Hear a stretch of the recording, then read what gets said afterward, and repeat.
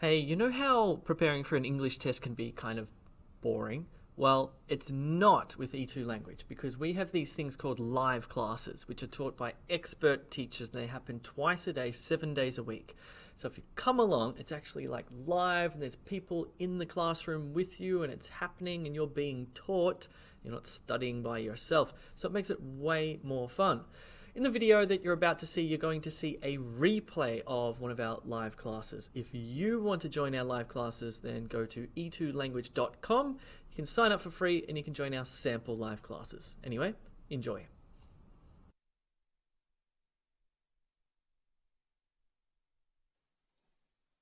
Hello everybody, welcome to this free sample class. Here we go. I'm Alex from E2 Language. Nice to have you with me.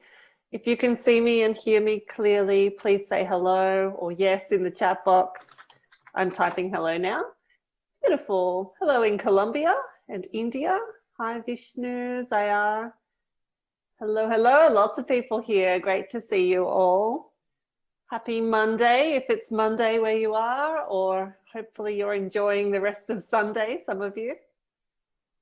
Cool. All right, welcome along. This is our free sample class. We have one of these each week, same time. You can join us on E2 Language for free with my friends here on Zoom. Some of you are watching on YouTube as well, so welcome to you. This is just a half hour session, like a taste of the E2 classes, and a little bit of Q&A at the end. So you guys with me on Zoom during the session, use the chat box to communicate with me and with your other classmates. Hello, Noel. Oh, that's good to hear. And if you're on Zoom, there's a chat feature there as well, which you can participate in, but I'm checking Zoom rather than YouTube. So next time you can join me here. Let's get started straight into it today. Okay, so this is a listening sample class. Our listening class is usually on Friday here at E2. Those of you on Zoom, just check your chat box settings. It should be open to all panelists and attendees. Just double check that. There we go. We're going to do a quick welcome. That's happening now. Listening overview about the test. We'll do a quick practice together. We're going to look today at questions and also the script to really zoom in on those problem areas. Q&A at the end, 30 minutes. Mazen, oh, good luck. Your test is coming up. So YouTubers, next time e2language.com, make a free account. When you log in, there's a calendar. You click on sample class to sign up. That's it. Really, really simple. This is our live class calendar for this week. If you're new to E2 or if you want to join today, after this class, coming up in about 2 hours, we have our new member welcome. So in this session, I show you all around E2 Language platform. So where to find the course materials, how to sign up for live classes, how to book one-on-one tutorials, how to get feedback. All of that's in the new member welcome. And then the rest of the week, we study. You can come to as many classes as you want if you're a paid member. If you're a free member, we usually have about 2 or 3 free classes per week. I'll come back to that at the end. Let's get straight into IELTS listening. The basics. Okay, so first of all, how many minutes approximately is the test? How many questions and how many parts? Type away. Good. So we're talking about listening here.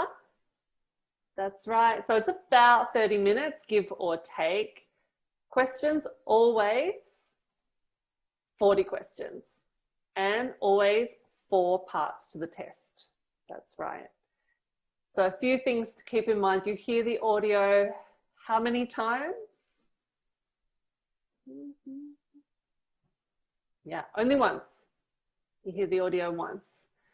And at the end of the test, in the paper delivered test, you get some extra time. How many minutes?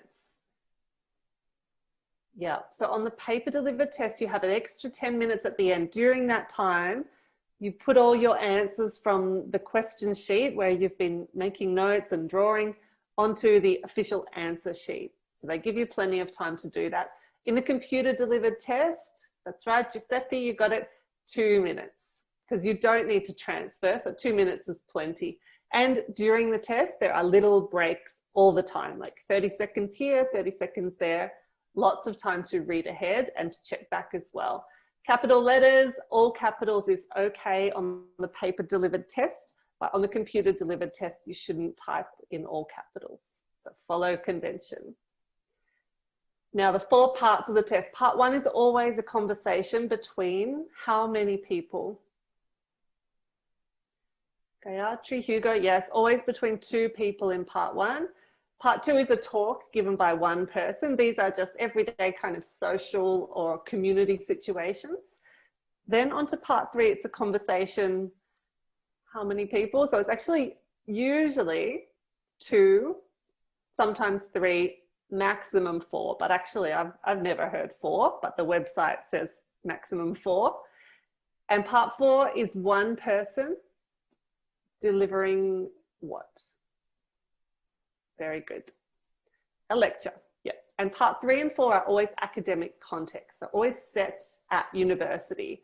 So part 3 will be like students and a tutor, and part 4 will always be a professor giving an academic lecture. All right, today we're going to practice part 3. And part 3 is often, almost always, multiple choice or includes some multiple choice questions, okay? How do you feel about multiple choice, guys? Confident? Good? All right. Confusing? Yeah, I think multiple choice is the most difficult type of question in listening. And it's just difficult because of the way the questions are designed. So we're going to look at that today.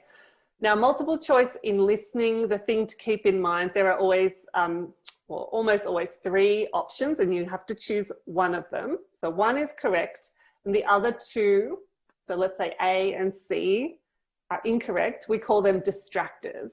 And the test is written with the distractors. They try to like take your attention or catch your eye, catch your ear, is that the right expression? To take you away from the real answer. So 1 answer and 2 distractors in multiple choice questions. Here's a very basic example. So in a perfect world, in an imaginary English test, you might get a question like this, a really easy one.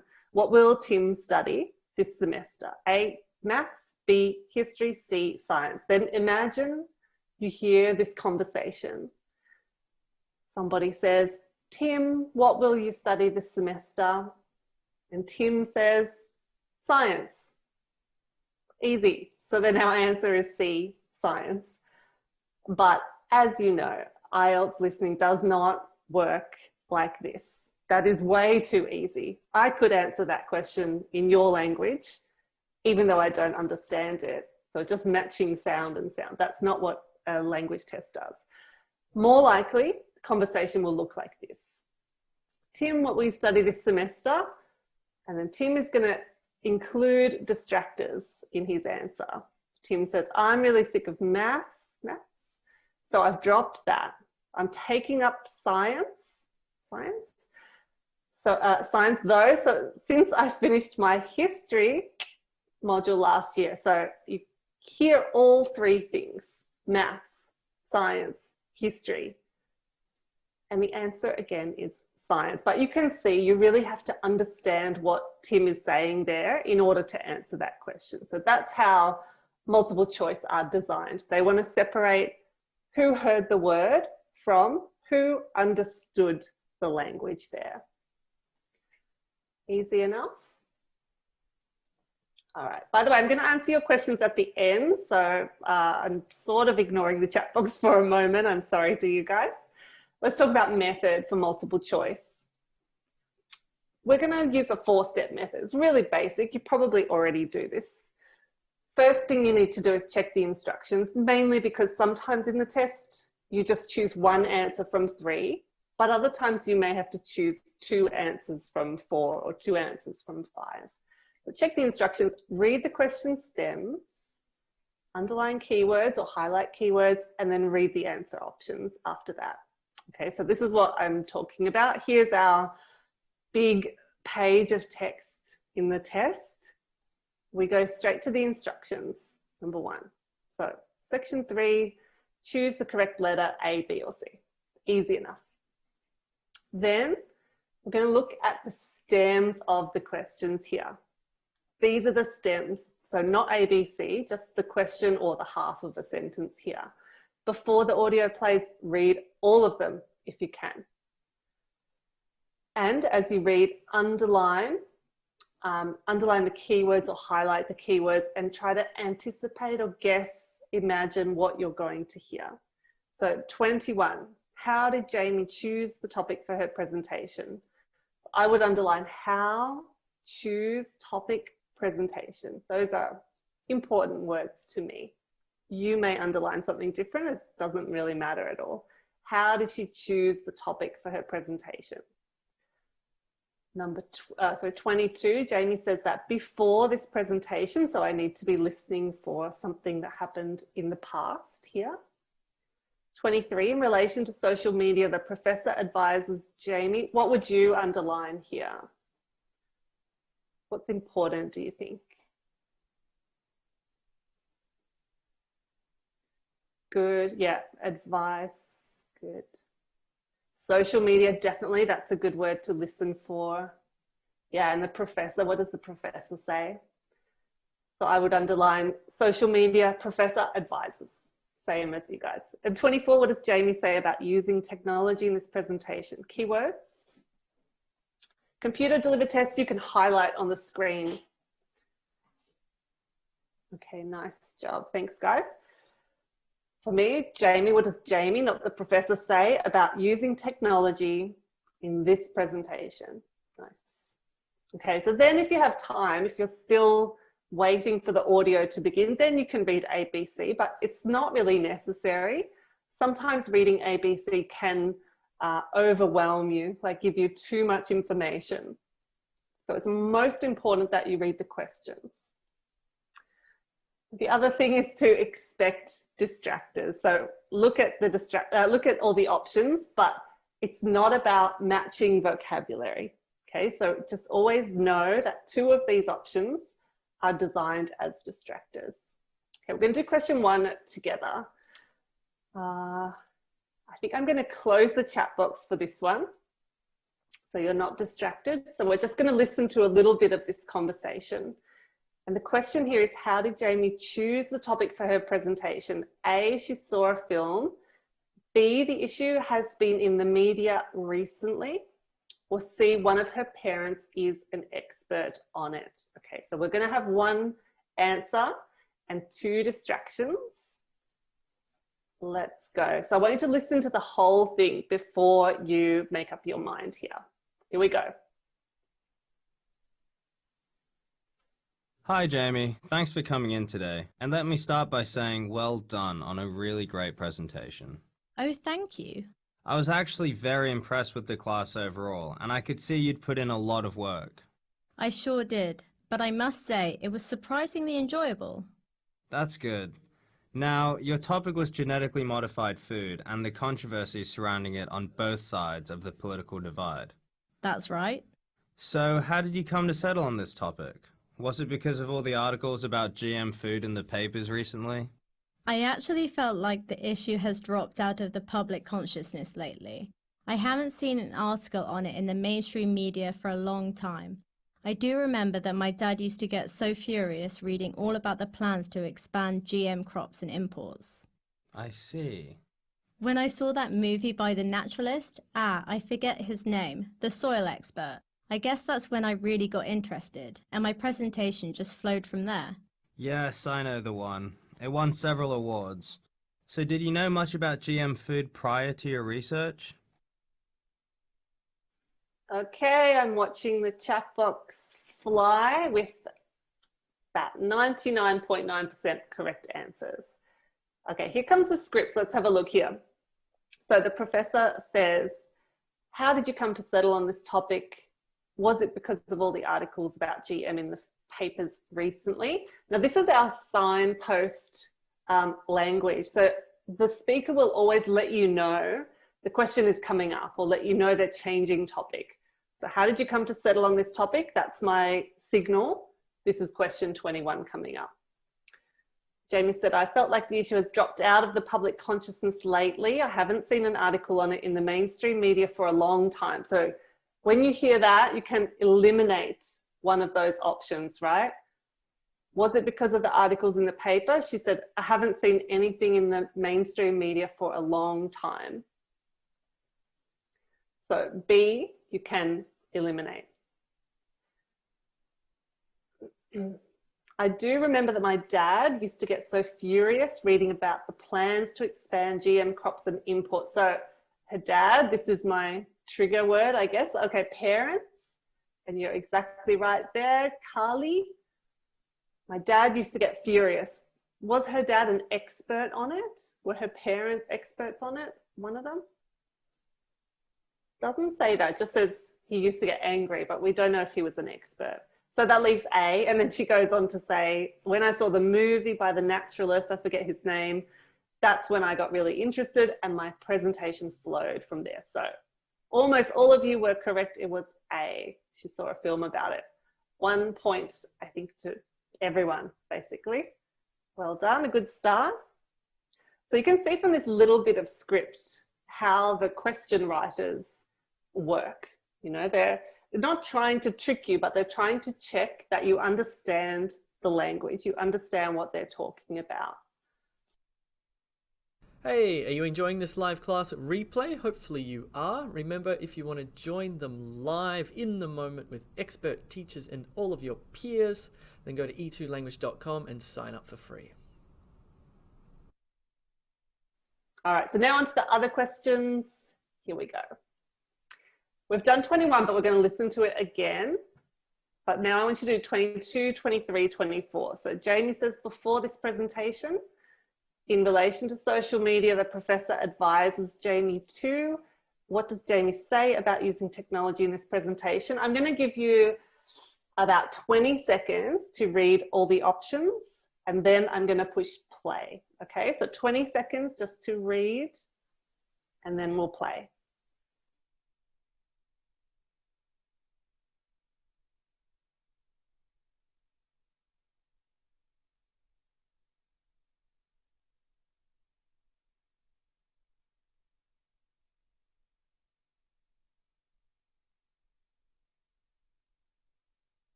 Again, here we go. Hi Jamie, thanks for coming in today. And let me start by saying well done on a really great presentation. Oh, thank you. I was actually very impressed with the class overall, and I could see you'd put in a lot of work. I sure did, but I must say it was surprisingly enjoyable. That's good. Now, your topic was genetically modified food and the controversies surrounding it on both sides of the political divide. That's right. So, how did you come to settle on this topic? Was it because of all the articles about GM food in the papers recently? I actually felt like the issue has dropped out of the public consciousness lately. I haven't seen an article on it in the mainstream media for a long time. I do remember that my dad used to get so furious reading all about the plans to expand GM crops and imports. I see. When I saw that movie by the naturalist, I forget his name, the soil expert. I guess that's when I really got interested, and my presentation just flowed from there. Yes, I know the one. It won several awards. So did you know much about GM food prior to your research?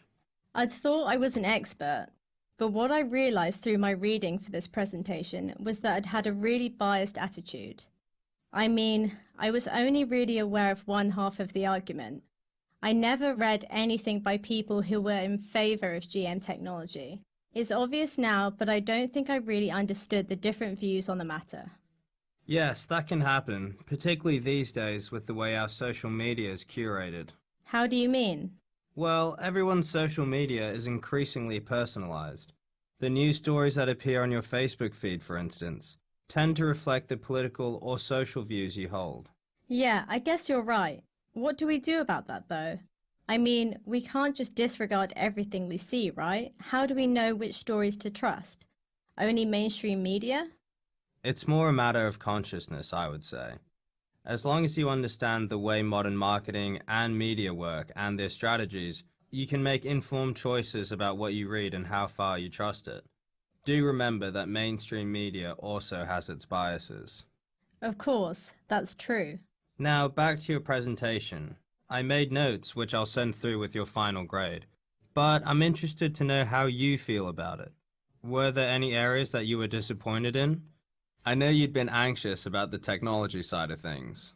I was. Last time I did a presentation for my history subject, it was a disaster. How so? I think I was just way too ambitious with the tech on that occasion.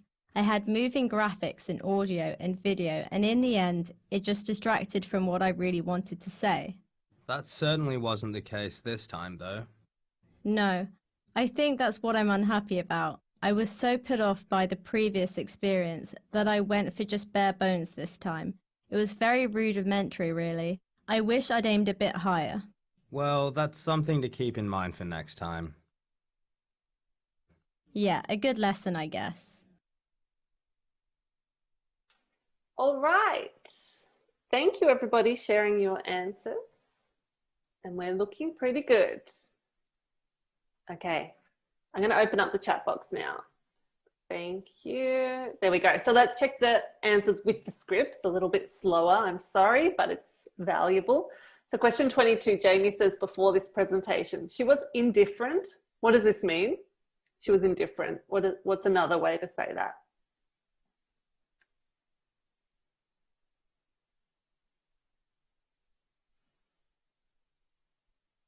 Very good. Thanks, VK. And Dorothy, yeah, neutral, doesn't really mind either way. No strong feelings about it. So indifferent, she was strongly in favor of GM, or she knew only one side of the argument. Okay, so they said, Professor said, I know the one, it won awards. Did you know much about GM food prior to your research? Here is our signpost prior to your research before this presentation. I'd thought I was an expert, but what I realized through my reading for this presentation was that I'd had a really biased attitude, one-sided. I mean, I was only really aware of one half of the argument. I never read anything by people who were in favor of GM technology. It's obvious now, but I don't think I really understood the different views on the matter. Okay, lots of distractors happening there. So she was strongly in favor. She says, I've never read anything by people who were in favor of it. And different views, this is maybe a little distractor for indifferent. These are distractors. We can eliminate A. She wasn't indifferent, she was biased. And she was strongly in favor. No, she wasn't, because she'd never read anything about that side of the argument. That's right, so it's C. I had a really biased attitude. I was only aware of one half of the argument. She knew only one side of the argument. 1 point for you guys, well done. 23, in relation to social media, the professor advises Jamie to ignore articles with political messages, be aware of the techniques marketers use, only trust stories from the mainstream media. Lots of people saying B, a couple saying C. Okay. So he said, that can happen, particularly these days with the way our social media is curated. Let's Turn this off. How do you mean? Well, everyone's social media is increasingly personalized. The news stories that appear on your Facebook feed, for instance, reflect blah, blah, blah. Here is our signpost, social media. Nothing there that really helped us. Jamie says, what do we do though? I mean, we can't just disregard everything we see, right? How do we know which stories to trust? Only mainstream media? Question. So this is all Jamie here, so nothing about the professor yet. The professor says it's more a matter of consciousness. I would say as long as you understand the way modern marketing and media work and their strategies, you can make informed choices about what you read, how far you trust it. Do remember that mainstream media also has its biases. Okay. So this one, distractor. This is Jamie asking a question, not the professor advising Jamie. So does the professor say ignore articles with political messages? No. Does the professor say you should only trust stories from the mainstream media? No, definitely not. You guys are spot on. It's B, understand the way modern marketing and media work and their strategies and make informed decisions. All right, is anyone sitting on 3 out of 3 at the moment? Very good. All right, so final one. Well done, guys. Final one. What does Jamie say about using technology in this presentation? Now, this one's a bit tricky because Jamie talks about this presentation and one from a while ago.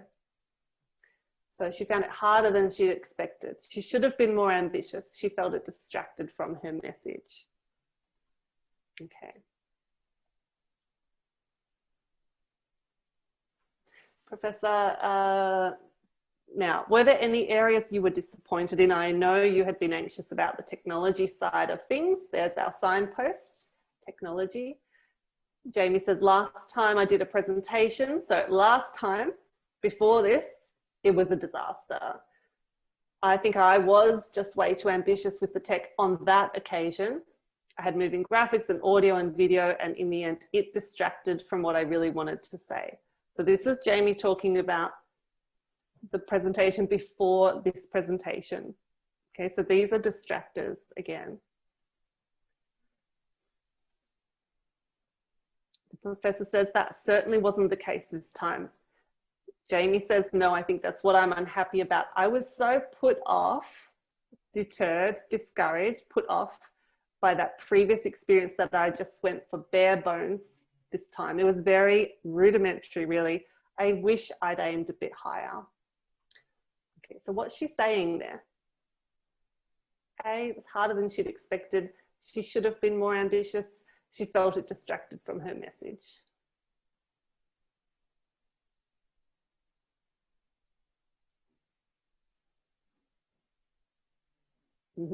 Okay, so still a bit of discussion in the chat box there.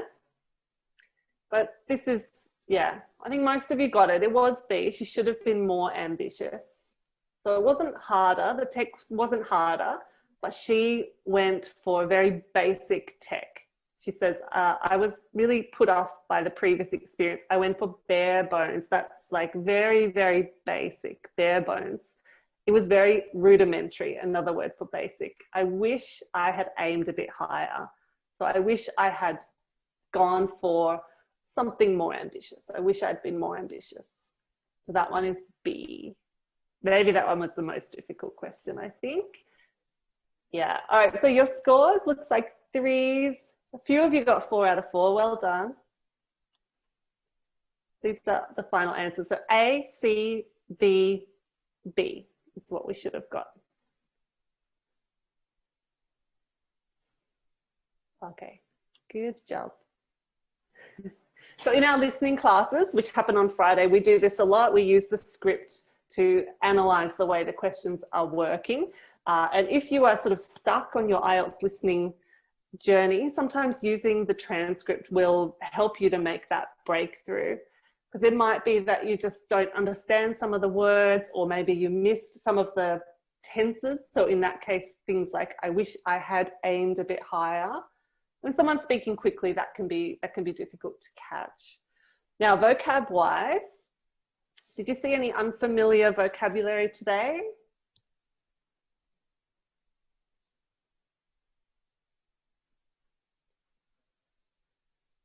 Curated, yeah. Bare bones, good. Okay, so in all the live classes, I always recommend keep a little book next to you and just write down words that you don't know or words that you don't know well. And after class, look them up, put them in another book, make some flashcards, try to learn those words. The more vocab you have, the better your score is going to be in everything, in IELTS, in particular in reading and in listening. So here are some that may be new or not so familiar. Biased consciousness, mainstream, drop out of, crops furious, indifferent, bare bones, rudimentary. So after class, look them up, write them down, create some flashcards, and just keep building. Every day, try to build up a few more words that you didn't know yesterday. For more listening help, you can jump into the course. So the second button when you log in on E2 Language is academic or general, whatever you're enrolled in. Click on that and you'll go to the listening section, which has all the different listening question types. So multiple choice, maps, matching, all the different question types are in there. Plus there's some practice tests which are in the computer delivered format. 4 of those, and the topic toolkits have links to podcasts and videos as well to help build up your listening skills. Be sure to register for our complete listening class. Remember, this one today is just a sample short class with me, but Fridays we have 1 hour long. And recorded classes are kept as well, so you can see the last 2 weeks of all of our classes kept in this section here. Once again, this is the live class calendar. So listening class is coming up Friday. Also on Friday this month, we've got grammar for IELTS. Last week we did articles in this session. This week we are doing prepositions by popular demand. And you can also catch the last 2 weeks of the grammar class in your live class library. So grab a photo if you want of this one. Otherwise, those of you here on E2 with me, you know that all this information is on your calendar when you log in on E2 Language. And that is the end of our session. We're right on time today. So thank you for watching. If you're on YouTube, I look forward to seeing you here on E2 next time. Thank you for watching. And those of you here on Zoom, if you've got a couple of questions, I'll answer them as quickly as possible. Remember that the new member welcome is coming up in 1 hour and a half. So kind of E2 or IELTS questions I'll try to answer in that session. Sorry, VK, I kept seeing your question about capital letters. Okay, and someone else about capital letters. So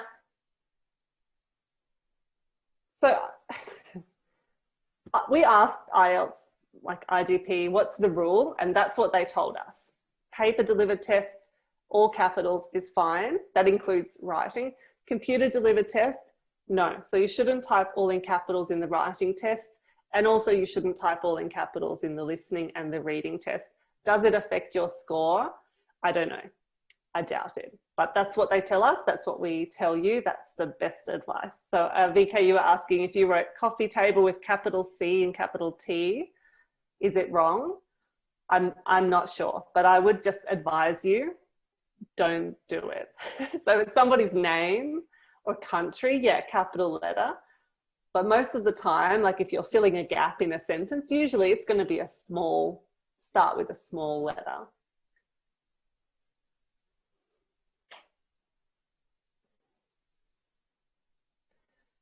Where can I find video about gerunds? Maybe in the core skills, in the skill building button on your course, look through the core skills lessons there. Calendar, yes, here it is. Any new offers for packages? Just follow, oh, you probably get emails each week. There's usually $10 off or 10% off here and there. Right at this moment, I'm not sure, but keep an eye on the social medias. I don't think there's one today, but check your email.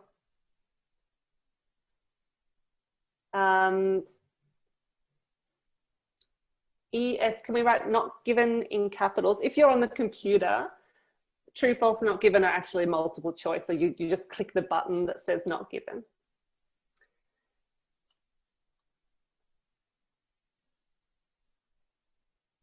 All right. Neetha, can we cross off the options in the computer delivered test? You can't cross them, but you can highlight. So that may be useful for you.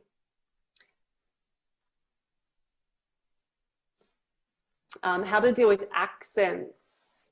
Yeah, so accents, I think the best thing to do there is to listen to a variety of audio. So definitely listen to the IELTS practice test. You can find all the Cambridge tests on YouTube. And also listen to podcasts. So in the topic toolkits inside your course, if you go to the course vocabulary topic toolkits, there are links to podcasts in there from the BBC in the UK, from Australia, and from the US as well. So just listen to a variety of them. Recorded classes are only available if you are a paid member. So if you have the, let's say, Express package, the $44 package, then you will have access to the recorded classes. Yeah, good advice, VK. We also have teachers from all different countries on E2. Yeah, so that's a good way to practice with accents as well.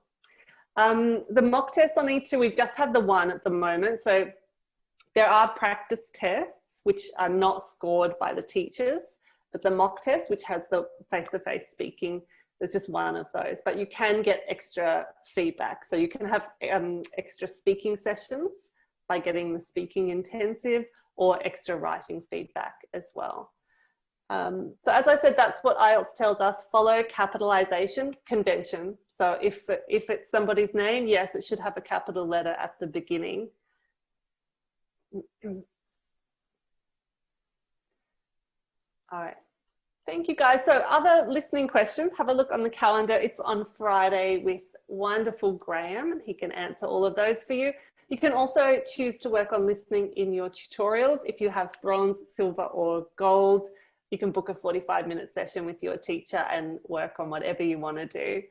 That's it for this quick class. I'll see you again at the new member welcome in 1 hour and a bit. Otherwise, have a great start to the week. Be sure to register for the classes coming up. Lots of good stuff to learn this week, and I'll see you in a couple of them. Bye for now. Thank you. Okay, so hopefully you enjoyed that replay of our live class. Remember, if you want to join in the live class action, check out e2language.com. You can sign up for free and join our sample live classes. And if you do want to upgrade, then you'll get heaps of live classes. And in fact, you can get unlimited live classes on some of the packages. They will help you enormously, and they make test prep kind of fun. Cool. Cheerio.